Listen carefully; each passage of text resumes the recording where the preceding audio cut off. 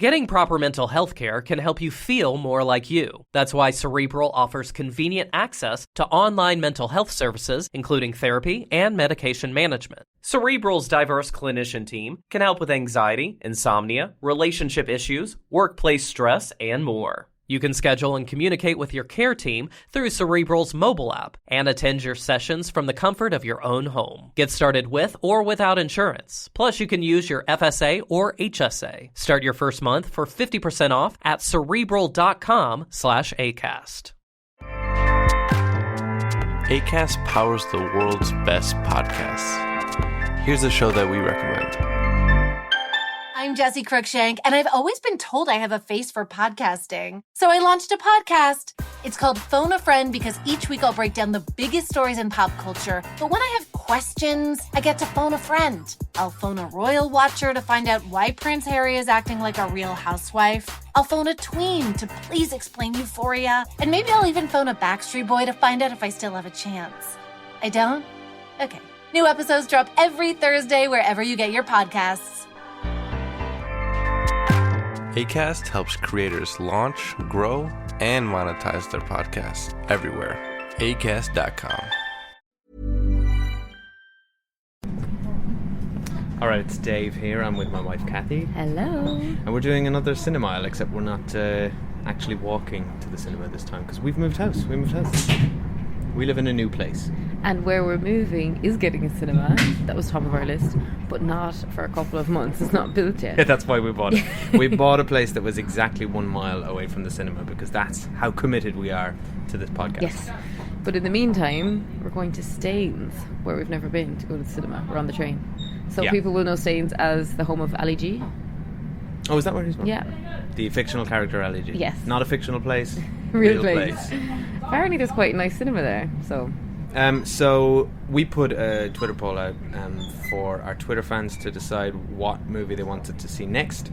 Rather than putting out a range of things, I foolishly just picked Alien Covenant or A Dog's Purpose. So Dave put 2 movies that I didn't want to see in this poll, and then because so many people voted, we have to go now, according to Dave. Apparently Twitter poll is binding.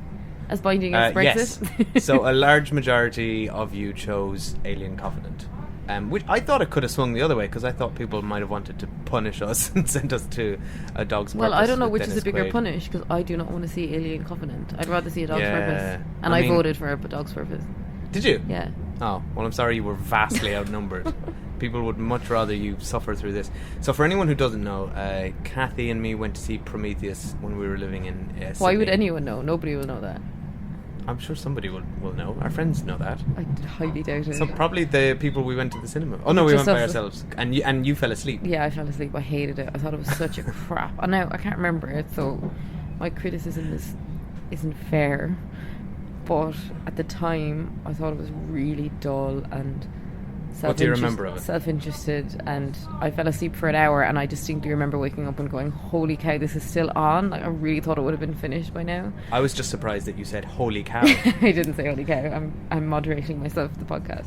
I remember Charlize Theron was in it, and I remember that Michael Fassbender was like an android or something. Yeah, and that's it.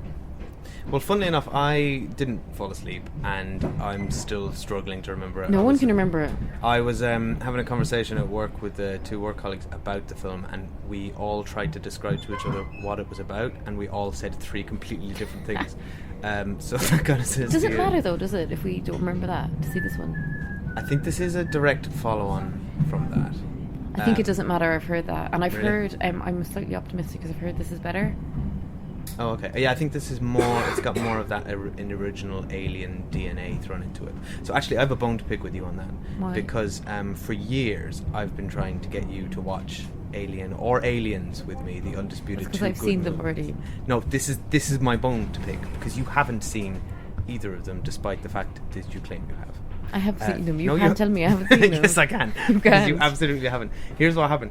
Like, you watched, 10 minutes of No, I watched both of those movies when I was a teenager. Whatever. No, you didn't. I did. I don't know why you think I didn't. I just can't remember them. Oh, there's the door. But I have very poor recall of movies. But I did watch them when I was younger. I liked the opposite them. of Total Recall. Yeah, I have the opposite of Total Recall. I didn't. I liked them when I was younger, But now I'm not. I like sci-fi movies, but I don't particularly like horror movies a lot. So this is a bit of both, I think. So I don't think I'm going to be into it. I like horror sci-fi movies. I think that's possibly one of my favourite genres. Like Event Horizon. So I assume you love the original Alien movies then? Oh, I love them. I actually, when we were packing up the house on our last night, you went to bed early because you were really tired, and I stayed up, and Aliens was on film 4. Oh, was it? And I watched far too much of it. Oh, well, that's disappointing that you why I watched was that so and now tired you're the going to next see day. this, which is going to be terrible. Yeah, this is pretty much going to be a step Yeah. down. But we should say Ridley Scott's back again, so at the very least it should look amazing. So he's directed it? He's directing it. Oh, I didn't know that. Did he direct Prometheus? He did. So that's not a good sign then. Well, no. What's But different from Prometheus? the writer, so Damon Lindelof wrote Prometheus, and he is the writer, one of the chief writers of Lost. So he set up all these ridiculous mysteries, just like Lost, and they were completely unanswered. Okay. So that's why that film was so unsatisfying. Not that you even were awake for any of the No. mysteries, so that didn't matter. So 2 different writers. I think one of the guys who did Gladiator is on board. Yeah. So Stop kicking my ass. Keep going, I'm not going to stop. bit of a flavour there from Virginia Water. So I But it who wrote should this be one? better. Not Damon Lindelof. No, that's what I'm saying. Not Oh, Damon right, okay. Lindelof. I just looked him up. I didn't recognise the guys' names. Okay. So All right, that's well, let's it. do. We've nothing much to say about this. No. Dave, next time you do a Twitter poll, confer with me first. I did I'm confirm with not- you. I sent you a text. I didn't realise that you were only putting these 2 options, though. Because I actually want to see that British comedy. Oh, Mindhorn. Yeah. Yeah, well, that's not in Staying Cinema. Okay. So But I gonna would much rather see that. we're gonna do over the next few weeks a tour of like various cinemas of Surrey. Yes. So- until our new one Yeah. shows up. All right. All right. Okay. All right. We'll see you in a bit. Bye. Covenant, do you read me? Covenant. What's happening? I need you back here right now. I need you. Okay, baby, just calm down, sweetheart. Calm down. Tell me to stop, Daddy. You're breaking up.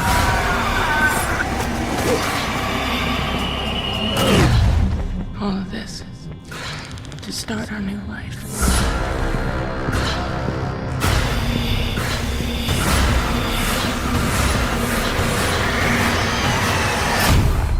Where is it?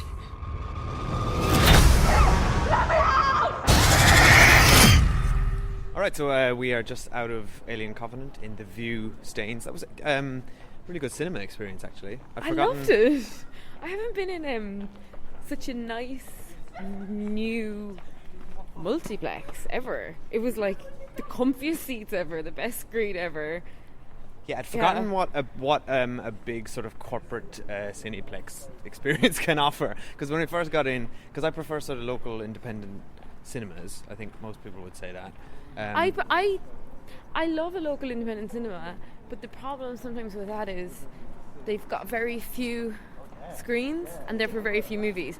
And if you go to the cinema as much as we do, we've lived in places before with lovely little local cinemas, which I love and I support, but they might play the same movie for 4 weeks in 2 screens. Yeah. Whereas you do get a lot of choice here. So But that actually, was awesome to watch a blockbuster in, though. I reckon, was that 4K or was it super high definition anyway? It was like the best screen I've ever seen. So good, and Yeah. the seats were comfy. Anyway, Enough about that. Anyway, I also had my first genuine 4D experience because as the alien was coming out of the guy's stomach, our baby kicked in my stomach. No way. Oh my I god. mean, to be fair, it was kicking for the whole movie, but in that particular moment it also kicked. That's and that creepy. was truly immersive. So I think actually the cinema should market that experience. Somehow. That's amazing. To be fair, several times you grabbed my hand during the cinema, and because I've started to feel the kicks now, and it is just incredible. Well, it was incredible in the wrong kind of way. Was it freaking you out? it was just interesting. Are you walking the right way? I don't know where to go. Yeah, I think Yeah, this is the okay. way we came. So Anyway. let's talk about the movie. All right, no spoilers. No spoilers. But we have a lot to say in spoilers, Yeah. so let's not spend too long. But general impressions from General you? impression, I really enjoyed it, which I was not expecting to at all. Yeah, I liked it as well. I thought it was very good. I thoroughly enjoyed it. Actually, I completely surprised myself, and I know I had severely lowered my own expectations. Cross. But I don't think you would ever have need to see an Alien movie or Prometheus at all. No, I mean, there's basically a line in this which explains everything that happened in Prometheus, so you don't have to go see it. It's like, yeah, please don't bother. There's a whole bit of exposition. But yeah, I would say this is what I didn't like about it was that there's not a whole lot of originality here. No, it feels very much like a by the numbers Alien movie. Yeah, but it's like what, the 5th or 6th movie in a franchise? Yes, but I'd like to see a little bit of invention. I guess they tried that in Prometheus and everyone complained, so it feels like they got scared and ran back to what they know works, which is there's a lot of familiar Alien beats in here. I mean, you're talking, there's a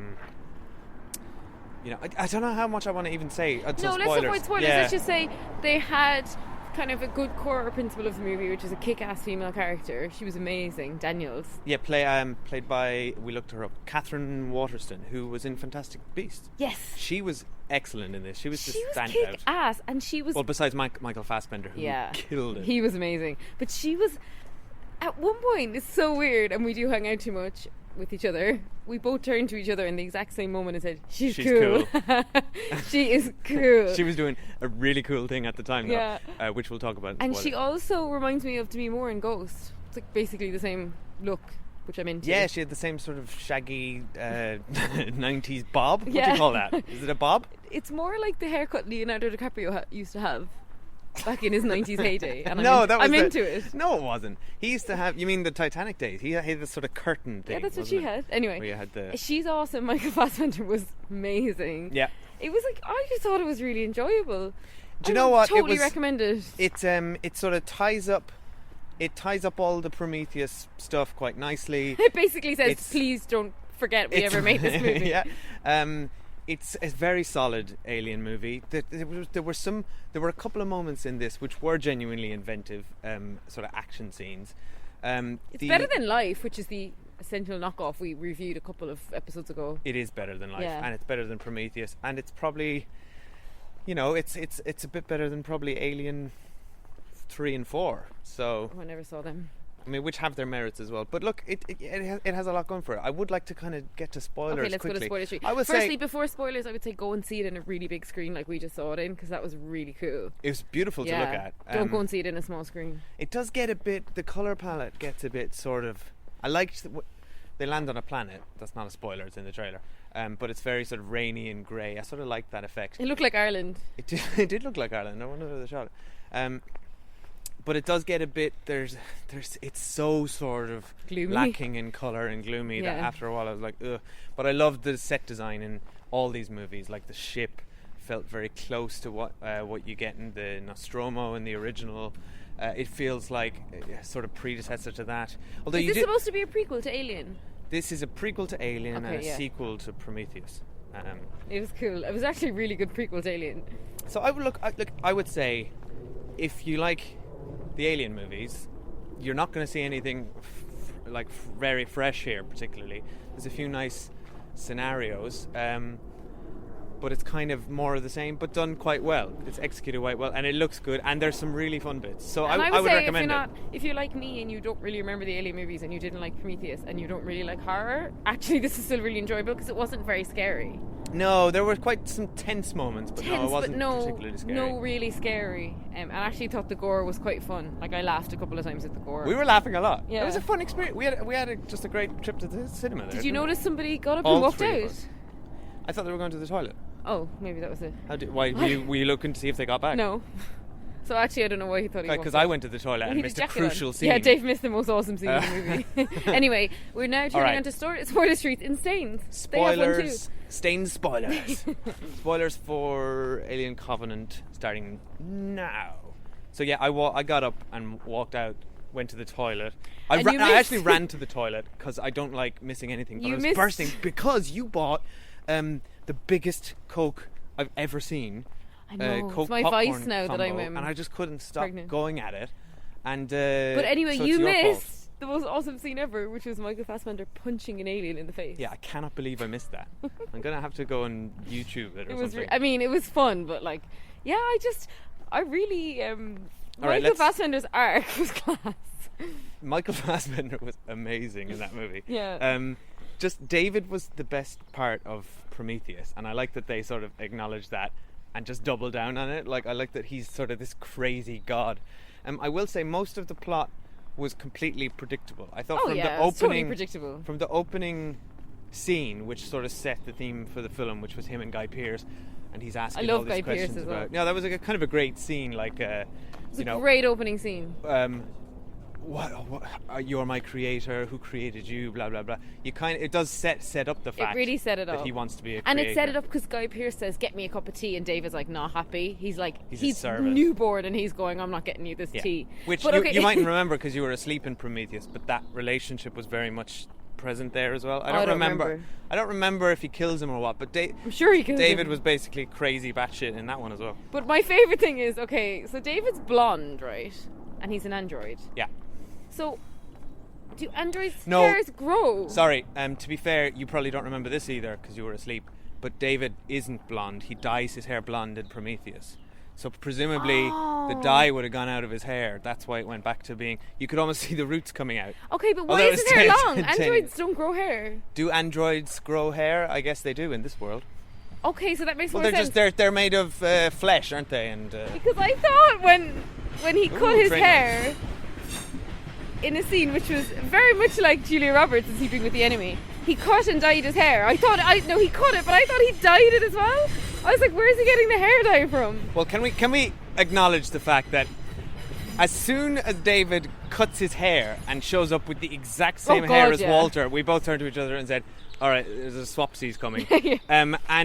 Classic. They even, when they had their fight, they had a ridiculous cutaway moment where we don't see Walter killing David. Yeah, and if anyone in the movie, well, so that because you don't see David winning, which is what happened. Yeah, but obviously, of course, the crew don't know it's a swapsie, but there's no way the audience didn't know it was. But that's my point. And we were kind of wondering, is there anyone in the audience who was surprised by that end scene? And if you are one of those people, please do write in, because I do not think that person exists. No, it would be a kid. It would be a young kid, but it's a 15s movie. Yeah. Is it a 15s? Is that what it was?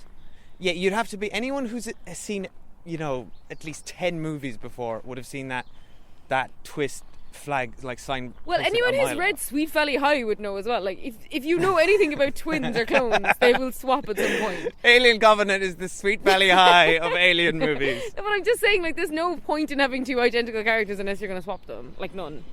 We didn't even get to see him cutting off his own hand, which I would have been into. No, yeah. But I don't think he feels pain because when Daniels was stapling his face, he wasn't flinching. And I turned to you at that bit and said, she's going to catch him out with the cabin line. They set up that Chekhov's cabin very early on. Also, why was James Franco in it for 1 nanosecond? I don't know. They kind of so you didn't see this, but there was a YouTube video which was there was a couple of YouTube videos which were essentially prequels to this movie, which is a prequel to Alien. Is the movie that's a prequel to this the one where he eats his own hand when he's stuck in a rock? He cuts his own hand off. Yeah, because he's the same character. In the picture in the video he sent her when he was on a mountain, I was thinking, that's the movie? character from 128 hours. 128 hours, yeah. So he's basically in this movie. Yeah. So that guy from 128 hours loses his arm and then signs up for a colony program 100 years later. I also really enjoyed the actor from Big Fish. What's his name? Billy Crudup. Yeah, he was awesome. Excellent in this, doing some really good work. I just love that he inherits the captain role because the other captain dies, and his first act as captain is to say, "We have no time to mourn the dead whatsoever. No funeral for you. Not even no funeral. Let's not even talk about it. Move on with this." And then he's like, "Why doesn't anyone respect me?" You won't let them mourn their friend. I thought, fine. He said, "We don't have time for this, and we've got to focus on the mission." But then he looks at them having the funeral, and I thought, okay, he's just going to let them get away with it. Then he goes, "They disobeyed me." Yeah, but to his credit, though, I said no funeral. He didn't bring it up with them. He just mentioned it to his wife. Yeah, he wanted to bring it up. It was interesting that they were all married because it was a future colony. I would have. Yeah, that was interesting. So actually, what you didn't see was that YouTube video, which is before they go into hypersleep. It's their last sort of meal together, and James Franco's in that scene. Is it just a really annoying couple's dinner party? Well, essentially. Although, yeah, pretty much. But yeah, Billy Crudup was great, and I liked the whole thing that. I liked this conflict, which they didn't quite explore enough. That he was a man of faith, and that the company didn't quite trust him in a position of power. But he with said that. the crew don't trust me because I'm a man of faith. It's like, no, they just don't like you because you wouldn't let them have a funeral, which is exactly what a man of faith should have done. So true. you completely went against type. But I don't think that woman was his wife that he was confiding in because she said, God, he's annoying to somebody. Yeah, because he was annoying. But like whenever you walk away, I go, God, she's annoying. I really enjoyed when his face was sucked to death by that alien and then he birthed it. Oh, can we talk about that scene? Because that was one of the most frustrating things I've ever seen. Oh. So David walks Billy Crudup's character down to his little lair, his little lab, where he's been genetically... And tells him everything. He says, I'm a zoologist these days. Billy Crudup tells him, you need to tell me what's going on, David. And David goes, okay, come this way. And then he does. He tells him absolutely everything. He says, yeah, so I've been experimenting on... alien life forms for years and trying to create the perfect creature, so all those things out there, they're mine, and you just saw me having a chat with one. And then he says, it's completely safe, why don't you touch it? Yeah, don't worry about it. Why don't you come down here? This is the really good stuff. See these eggs? Oh yeah, go have a look. But he literally says, go on, get closer, put your face in there. No, but I think, to be fair to Billy Crudup, I think he thinks those androids that can't lie. Like, if you're thinking if you're on a ship like Next Generation, like, you never expect Data to lie to you. And these guys have been with Walter for years, so they would just think David's the same. Yeah, fine, but if I'd seen Data basically having a father-son moment with an alien creature, then telling me that he's gone fucking cuckoo. Walter said to David, I know about you, like, you were a rogue. They don't make us like you anymore, but only Walter would know the history of his own species. There's no reason for this random captain I'm sorry, you cannot defend the actions of that lunatic captain who literally shoved his face in an alien egg that was opening. Not only that, he saw something squirming around in there and still didn't move his face out of the way. Yeah, he was like, interesting. As a man of faith, I find this very intriguing. If David says it's okay, then I guess it's okay. My favourite scene in the whole movie, well, I had two favourite scenes. Michael Fassbender cutting his hair, because that was just fucking hilarious. That was your favourite scene of the movie? And B, when he teaches the other Michael Fassbender how to play the tin whistle. Like two proper Irishmen. That was amazing. But you know what was so good about that scene? Well, it's just one actor acting against nothing. But it was very tense, wasn't it? It was tense. So tense. Like, what song are they going to play? And then he kisses himself later. Yeah, that was amazing, right before he murders himself. But we also need to talk about what I was referencing earlier. One of the most inventive action scenes I've ever seen in any alien movie was when they were taking off on the cargo lift and she goes out with a shotgun onto the that landing platform and says, I got this, and ties herself to a rope to the ship. And that's then when we said she was cool. That was so cool. She was kick-ass. She catches him in a crane. And then, she swung into it. It was very, very well choreographed. But I just thought, why? So the alien at one point was on the underneath of the ship, right? And I get that they have to, kill the alien or whatever. But don't shoot the underneath of your ship with your stupid ray gun. Yeah, but the ship is probably bulletproof, and it wasn't a ray gun, Cathy. It was bullets. And I also really disliked the character of Tennessee. It was like, he was so annoying. Most cliched character in the book. Oh, he wears a cowboy hat when he's piloting. Whatever. Actually, most of the characters, besides Catherine Waterston and Billy Crudup and Michael Fassbender, were completely throwaway. I didn't remember any of them. What about the couple who were really hot and young and sexy, and of course had an intense sex scene right before they were killed by the alien? That frustrated me because I feel like they just had that scene so that they could put it in the trailers. Oh, was it in the trailers? It's all over the trailers because I don't know. It was but it's so classic. throwaway. If you have sex in a horror movie, you have to die. So I mean, they fill that trope. Yeah. But it was I also. I feel like I've loads to say about it, but I can't remember now. We should also say it wasn't very a diverse cast. No, it wasn't at all diverse. They were all Americans except one guy who might have been Latino. Yeah, but Americans in the future are going to save the world with this amazing technology they have. Yeah, of course. They're going to colonize a planet entirely of Americans. Yeah. So that doesn't surprise me at all. You can tell just by how animated we are about this that it was a fun cinema outing. And also, I know. I think it helped that we had very much lowered expectations, though. We weren't expecting anything from it. And look, it wasn't amazing. It really wasn't. But it was just it was good fun. It was a fun. I'll never watch it again. Coherent horror action movie. Yeah. I would say it was more action than horror. But I think they did very much the right thing with that Michael Fassbender character. If he wasn't in it, it wouldn't have been as interesting. No, and I like that they sort of tied off all the Prometheus loose ends. What else? I'm trying to think. Who cares about Prometheus Weekend? Nobody. There must be more to say about this. But yeah, awesome. Good movie experience. I'm into it. And we'll never watch or think of it again. Yeah. Okay. We're out of things. We'll probably do more Twitter polls coming up. Yeah, we got loads of feedback. I think thanks it was to everyone who voted. Was it 75% to this one? Something like that? Something like that. So nobody wanted us to see... Well, some people wanted to see a dog's quarter purpose. of our followers wanted us to see A Dog's Purpose. But I feel like we dodged a bullet there. So, yeah, thanks to everyone who voted. Keep an eye out on our Twitter page at the Cinemile for future updates. And we're also on Facebook, and our website is thecinemile.com. So subscribe to us if you haven't already. And if you get a chance, please do leave us a quick rating on iTunes, because that really helps us get noticed. Yes, and I forgot to say, we must put this on Twitter. When we were moving, we found this random Marvel DVDs that were still wrapped up in the plastic. So we're going to do a giveaway, but we need to do it on Twitter. Yeah, we'll do a giveaway. I don't know when we'll but put I this said up. to Cathy, nobody wants DVDs anymore. It's a Blu-ray nation, honey. Who even uses Blu-rays? Well, Everyone I don't know. streams I don't anything. use them. We're going to do an old school giveaway. We'll do a giveaway. No one will want them. That's fine. We should give away. We're just basically giving away all our old old stuff that we don't want. No, because we're they're moving brand house. new though. They're not out of the packaging. Does anyone want a wardrobe as well? Because we're giving Yeah, one we away. need to get rid of wardrobe. All right. Okay. Bye. Bye, everyone.